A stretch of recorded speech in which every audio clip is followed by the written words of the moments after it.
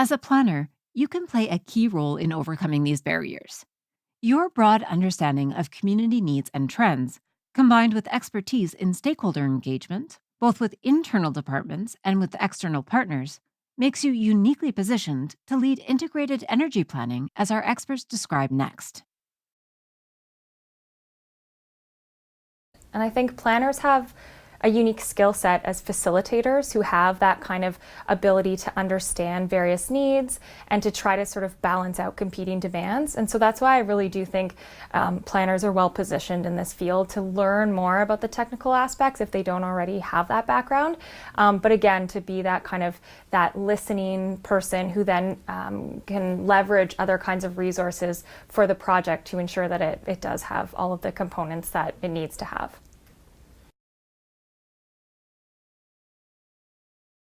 There's a variety of issues that planners tackle through that overall framework of going out for consultation, writing policies, and then getting people's feedback on that, and then shepherding that through the whole council political approval process. The plan's process is you have to bring together these stakeholders. There'll probably be different people around the table than a typical land use planning exercise, but it's still bringing together a myriad of people with diverse opinions, trying to get some semblance of policy direction out of those sometimes competing interests and bringing them together into something cohesive. So something planners do very well. We have the Integrated Mobility Plan, which is all about people moving, and it's largely focused on getting away from cars. So planners are super influential on that process with our transportation engineers, and also planners are the ones that have traditionally been in the communities doing the town halls and whatever types of good and bad engagement that they do, right? And so they're really experienced in what works in engaging the public and what doesn't, and they've been getting more innovative in how they actually address the community.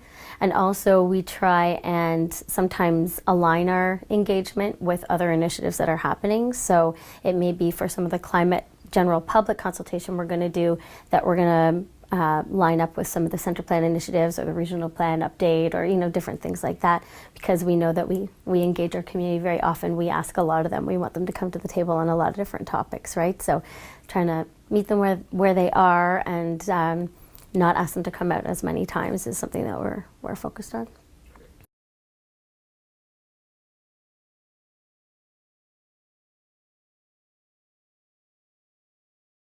Land use planners some of them are involved in utility and IESO planning right now, but they might not always talk to the person who is doing community energy planning. So in many instances, even between organizations or within a municipality, there are multiple people looking at energy, and I think there's a role for the land use planner to be that person connecting their fellow staff members so that they can go to their utility or they can go to their IESO with a unified voice. Often we're hearing from the IESO that they're hearing one thing from one department from a municipality and another thing from another department, so they're actually getting different views, which is unfortunate and causes a lot of confusion down the road. There's a huge role for planners to play a role in how energy is used in their community, and I think there's also a big role in making sure that utilities are more engaged in the development process beyond just the typical due diligence. Here's a development plan, utility, take a look at it. There's much more opportunities for that land use planner to bring in the utility during a pre-development consultation to talk to them to say, okay, is there an opportunity to reduce the amount of energy that's used in that area, which might help the utility's distribution and optimize the use of the existing infrastructure in that area. It might also optimize the use of the IESO's transmission infrastructure in that area as well. Those conversations need to happen way earlier than they're happening right now. Often during the development process, energy delivery is looked at right at the end after all the approvals have been made.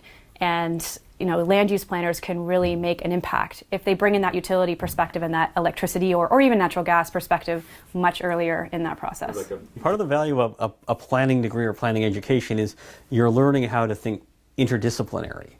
So you're probably somebody uniquely positioned in a municipality or in a you could be in academia or another institute, but you're used to trying to reach across with other professionals. So maybe corporately energy management's being done by a corporate energy manager or some other function, but you're used to reaching out to them and saying, are there opportunities? They might have other skills they could bring to the table. So use your natural training as a planner to start facilitating those connections, asking questions, and seeing where the opportunities are for your community.